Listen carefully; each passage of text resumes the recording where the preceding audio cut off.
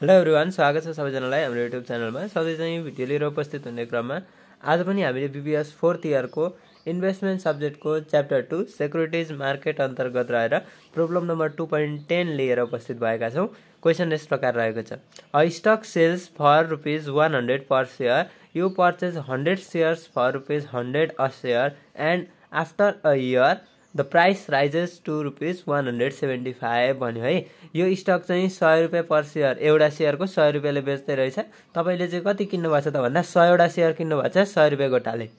अनि and after a year, एक वर्ष पछाडि द प्राइस राइजेस टु ₹175। यसको मतलब के त भन्दाखेरि त्यो 100मा किनेको शेयर चाहिँ 175 भयो अरे है। एक वर्ष पछाडि बढेर चाहिँ 175 भएछ। अब ए नम्बरमा भन्दैछ what will be the percentage of return on your investment if you bought the stock on margin and the margin requirement was 25%, 50% and 75%, ignore commission and dividend and interest expenses भन्यो है। यसले के भन्दैछ त भन्दाखेरि यदि 25% इनिसियल मार्जिन, सुरुको margin requirement भनेको त इनिसियल मार्जिन हो नि त, हामीले अगाडि पनि कुरा गरेका थियौँ। 25% इनिसियल मार्जिन हुन्छ अनि 50% इनिसियल मार्जिन हुन्छ र 75% इनिसियल मार्जिन हुन्छ भने चाहिँ तपाईँको रेट अफ रिटर्न, त्यो इन्भेस्टमेन्ट गरेको जुन 100वटा सेयर चाहिँ ₹100 किनेको छ त्यसको रेट अफ रिटर्न कति हुन्छ भनेर क्वेसनले सोध्यो। त्यस पछाडि बी नम्बरमा के भन्दैछ भने determine a percentage of return on your investment but in this case suppose the price of stock fall to ₹75 भन्यो। अब तपाईँले फेरि पर्सेन्टेज अफ रिटर्न, इन्भेस्टमेन्टको पर्सेन्टेज रिटर्न निकाल्नुपर्ने अरे। तर के भन्दैछ भन्दाखेरि in this case suppose the price of stock falls to ₹75 भन्यो क्या। त्यो प्राइस 100मा किनेको प्राइस चाहिँ अहिले घटेर चाहिँ 75 हुन्छ। त्यो मानेर चाहिँ तपाईँले फेरि के गर्नु पर्यो त, पर्सेन्टेज रेट अफ रिटर्न निकाल्नु पर्यो है। पर्सेन्टेज रेट अफ रिटर्न निकालिदिने। अनि त्यस पछाडि सी नम्बरले के भन्दैछ भने what generalization can be inferred from your answer to requirement एमा ए एन्ड बी भनेर भन्यो है। भनेको यो तपाईँले ए र बीको एन्सरको सोल्युसन गर्दै गर्दाखेरि अथवा एन्सर निकाल्दै गर्दाखेरि तपाईँले यहाँबाट चाहिँ के निष्कर्ष निकाल्न सक्नुभयो, के निष्कर्ष निक्ल्यो त यो ए र बीबाट भनेर हामीले यहाँनिर डिसिजन लेखिदिनु पर्ने हुन्छ है।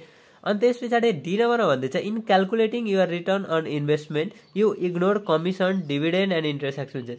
अब हामीले यो अघि के भनेको छ त भन्दाखेरि यहाँनिर ignore commission dividend and interest expenses, commission dividend र इन्ट्रेस्ट एक्सपेन्सेसलाई चाहिँ इग्नोर गरै भनिरहेको थियो।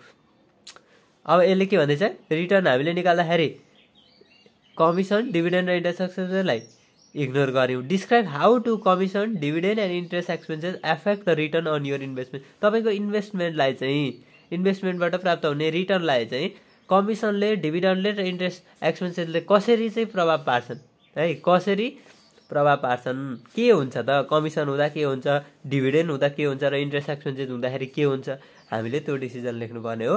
अब हामी सरसर्ती सोल्युसन गर्छौँ। सजिलो छ यो क्वेसन पनि, सोल्युसनतिरै जाउँ है। अब नम्बर अफ सेयर पर्चेज, हामीले 100वटा सेयर किनेको ₹100 गोटाले, पर्चेज प्राइस पर सेयर। इन्डिङ प्राइस भनेको कतिमा बेच्न सक्छौँ त, एक वर्ष पछाडि त्यो सेयरको प्राइस 175 हुन्छ भनेको छ। ए नम्बर भन्ने छ rate of return on long position. Long position किन भन्दाखेरि हामीले यहाँनिर पर्चेजको कुरा गरिरहेछौँ, त्यस पछाडि होल्ड गरेर पछि बेच्ने कुरा गरिरहेछौँ भनेपछि त्यो लङ पोजिसन भयो विथ मार्जिन। अब मार्जिन पनि छ, किन भन्दाखेरि एउटा 25% मार्जिन, त्यस पछाडि अर्को 50% मार्जिन र अर्को 75% मार्जिन हुँदाखेरि रेट अफ रिटर्न कति हुन्छ भनेर क्वेसनले सोध्यो हो नि त। त्यस कारणले गर्दाखेरि मार्जिन सहितको लङ पोजिसनको रेट अफ रिटर्न कति हुन्छ भनेर सोध्न खोजेको यसले।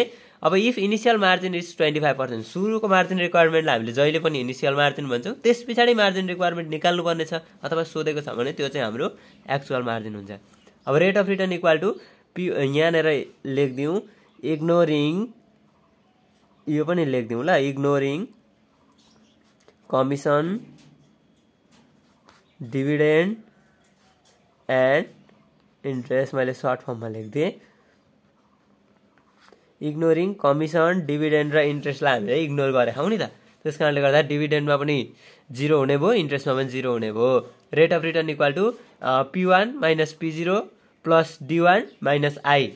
D1 भनेको डिभिडेन्ड इन्कम, I भनेको इन्ट्रेस्ट, P1 भनेको बुझिहालिन्छ हामीले selling price, ending price, P0 भनेको सुरुमा किनेको प्राइस, डिभाइडेड बाई चाहिँ P0 इन्टु इनिसियल मार्जिन, यो भनेको इक्विटीको भ्यालु। अब 175 हामीले 175 मा बेचेका छौं P1 माइनस P0 भनेको कति छ त 100 छ अनि प्लस 0 D1 पनि अनि I पनि 0 किन भन्दा ignoring commission dividend and interest dividend र इन्ट्रेस्टलाई हामीले के गर्यौं त 0 मानेको छौं अथवा इग्नोर गरेछौं भनेपछि 0 0 भयो अनि डिवाइडेड बाइ चाहिँ P0 भनेको कति त 100 मा किनेको इन्टु IM भनेको 25%। ल अब यति गर्दाखेरि हाम्रो 3 अथवा 300% रिटर्न आउँदो रहेछ यदि इनिशियल मार्जिन 25% भयो भने है।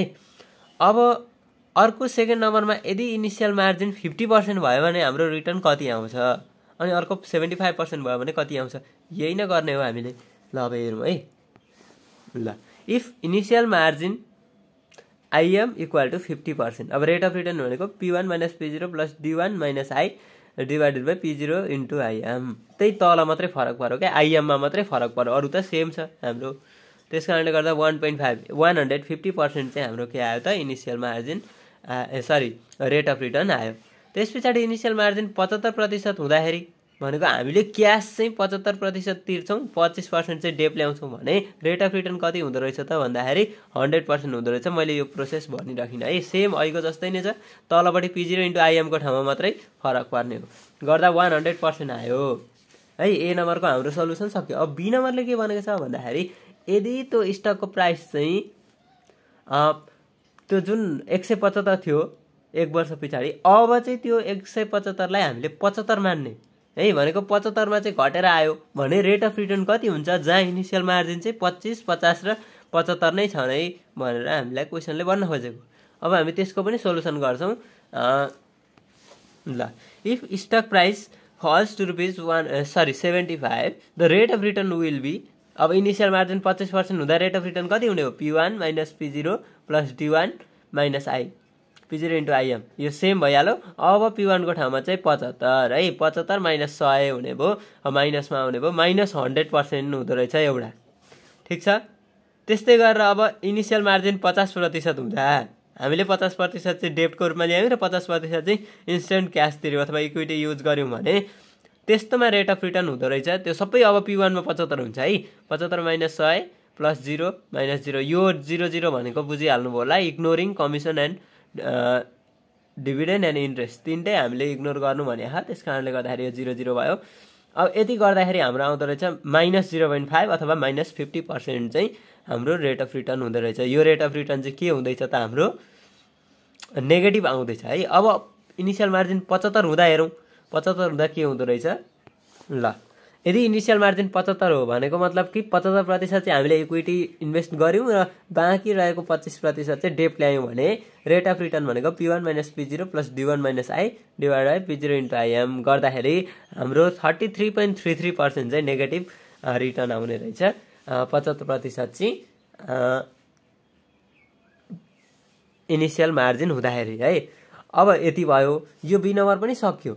अब हाम्रो यो जुन ए नम्बरमा र बी नम्बरमा गरेको सोलुसनले हामीलाई के देखाउँछ, के निष्कर्षमा पुग्न सक्छौं त हामी भन्ने कुरा छ। त्यो सी नम्बरको डिसिजन हो है। त्यो सी नम्बरको डिसिजन हेर्छौं हामी। त्यसपछि डी नम्बरमा चाहिँ के भनेको छ भने हामीले अहिले जुन क्याल्कुलेसन गर्दै गर्दाखेरि कमिसन डिभिडेन्ड र इन्ट्रेस्टलाई चाहिँ इग्नोर गर्यौं, तर त्यो कमिसन डिभिडेन्ड र इन्ट्रेस्टलाई इग्नोर नगरिकन त्यो कमिसन डिभिडेन्ड एन्ड इन्ट्रेस्ट हामीले युज गर्यौं भने चाहिँ त्यसले कस्तो इम्प्याक्ट पार्छ अथवा त्यसले चाहिँ कसरी असर पार्छ त हाम्रो रिटर्नलाई भन्ने कुरा हो। त्यो पनि डिसिजन नै लेख्नुपर्ने हो। अब हामी त्यो सी र डी को डिसिजन लेख्दै जान्छौं है त। ल अब हेरौं। ल अब सी नम्बरमा हामीले भन्यौं के एन्सर पायौं त, ए र बी जुन क्याल्कुलेसन गर्दै गर्दा हाम्रो निष्कर्ष चाहिँ के निस्क्यो त भन्दाखेरि buying on margin magnifies both gain and losses. मार्जिनमा हामीले किन्दाखेरि म्याग्निफाइज बढावा दिन्छ both gain and loss. Gain पनि हुनसक्छ लस पनि हुनसक्छ तर बढेर हुन्छ क्या। अब the lower the margin requirement, lower the margin requirement भने के हो त भन्दा इनिशियल मार्जिन लोअर हुँदै गर्दाखेरि the greater magnification of return, यो चाहिँ बढ्छ अरे क्या। रिटर्न चाहिँ हाम्रो एकदम धेरै हुन्छ अरे। लोअर जति थोरै हामीले मार्जिन राख्यौं त्यति धेरै रिटर्न प्राप्त गर्दो रहेछौं। अब हामीले हेर्न सक्छौं जस्तो सुरुमा हाम्रो के थियो त 25% इनिशियल मार्जिन हुँदाखेरि 300% हामीले रिटर्न पाएको थियौं। ठिक छ। Lower the margin requirement higher the के त रिटर्न। ठिक छ नि। त्यस्तै गरेर अब यो चाहिँ प्लसको कुरा भयो। अब अझै त्यहाँदेखि मास्तिर हेरौं, अझै बढ्दाखेरि के हुन्छ, घट्दै आएको छ कि छैन हेरौं त। जस्तो इनिसियल मार्जिन 50 हुँदा 150 भयो, अघि 300 थियो 25 हुँदा, 50 हुँदा 150 भयो, 75 हुँदा त 100 भयो। यसरी घट्दै आएको छ भनेको lower the margin requirement higher the return, यो कुरा आयो। अब यो पोजिटिभमा भयो। अब नेगेटिभमा पनि के छ त त्यो पनि हेरौँ। इनिसियल मार्जिन 25 हुँदा 100% हामीलाई घाटा भएको थियो, 50 हुँदाखेरि हामीलाई 50% घाटा भयो, त्यस पछाडि 75 हुँदाखेरि 33% घाटा भएको छ है। 75 हुँदाखेरि चाहिँ 33% घाटा भएको छ। त्यही आधारमा हामीले के भन्यौँ त डिसिजन चाहिँ हामीले यो दुईटा सोल्युसन गर्दाखेरि के जेनरलाइजेसन गर्यौँ त, निष्कर्षमा केमा पुग्यौँ त भन्दाखेरि हाम्रो मार्जिनमा किन्दाखेरि चाहिँ गेन एन्ड लस दुइटै हुन्छ, बढेर हुन्छ है, बढेर हुन्छ। लोअर मार्जिन रिक्वायरमेन्ट भयो भने के भयो त ग्रेटर म्याग्निफिकेसन अफ रिटर्न भनेको ग्रेटर लस पनि हुन सक्दो रहेछ र ग्रेटर गेन पनि हुन सक्दो रहेछ क्या। लोअर मार्जिन रिक्वायरमेन्ट भनेको 25% हुँदा अघि 300% भयो यता गेनमा, लसमा कति भयो त 100% भयो। त्यस पछाडि 50% हुँदा यता 150 भयो, 150% चाहिँ हामीलाई नाफा भएको थियो, घाटा कति भयो 50% भयो। र त्यस्तै गरेर इनिसियल मार्जिन चाहिँ 75% हुँदाखेरि हामीलाई नाफा भएको थियो 100%। अब यतापट्टि चाहिँ हाम्रो जुन घाटा चाहिँ कति भएको थियो त 33.33% भएको थियो। भनेपछि हामीले के बुझ्नु पर्यो त भन्दा buying and margin magnifies both gain and loss, दुइटै गेन पनि हुन्छ लस पनि हुन्छ, बढेर हुन्छ।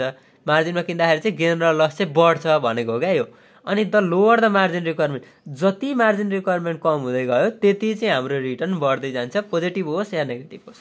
ल यति भनेपछि हाम्रो यो सी नम्बरको एन्सर पनि सल्भ भइहाल्यो। अब डी नम्बरमा के सोधेको थियो त भन्दाखेरि कमिसन इन्ट्रेस्ट र डिभिडेन्ड हामीले इग्नोर गरेका छौँ, तर इग्नोर नगर्दा अथवा त्यो कमिसन इन्ट्रेस्ट र डिभिडेन्डले चाहिँ हाम्रो रिटर्नमा कस्तो प्रभाव पार्छ भनेको थियो। The commission and interest expenses on margin transaction helps to decrease the rate of return. अब कमिसन भयो, कमिसन तिर्नुपर्ने भयो, इन्ट्रेस्ट तिर्नुपर्ने भयो भने चाहिँ मार्जिन ट्रान्जेक्सनमा यसले चाहिँ के गर्छ त भन्दाखेरि रेट अफ रिटर्नलाई घटाउने काम गर्छ, ठिक छ। त्यस्तै गरेर डिभिडेन्ड इन्कम भनेको त हाम्रो इन्कम हो, इन्कमले त बढाउने काम गर्छ। Dividend income on margin transaction helps to increase the rate of return. यति भनिदिएपछि हाम्रो कुरा सक्यो है। उसले सोधेको यही हो कि कमिसन इन्ट्रेस्ट र डिभिडेन्डले हाम्रो रिटर्नमा कस्तो प्रभाव पार्छ भन्दा कमिसन र इन्ट्रेस्टले चाहिँ हाम्रो डिक्रिज गराउँछ रिटर्न, र अर्को के त भन्दाखेरि डिभिडेन्ड इन्कमले चाहिँ हाम्रो रेट अफ रिटर्नलाई बढावा गर्छ अथवा बढाउँछ। यति गरेपछि हाम्रो यो 2.10 प्रब्लम पनि सल्भ भयो। तपाईँहरूलाई यो भिडियो कस्तो लाग्यो, मन परेमा लाइक कमेन्ट सब्सक्राइब अनि आफ्नो साथीहरूलाई सेयर गर्न नबिर्सिनु होला। च्यानलमा नयाँ हुन्छ भने च्यानल सब्सक्राइब गरेर नजिकै रहेको बेल आइकन क्लिक गरिदिनु होला, ताकि हामीले अपलोड गरेको नयाँ भिडियोहरू नोटिफिकेसन मार्फत तुरुन्त तपाईँहरूलाई प्राप्त होस्। Thank you.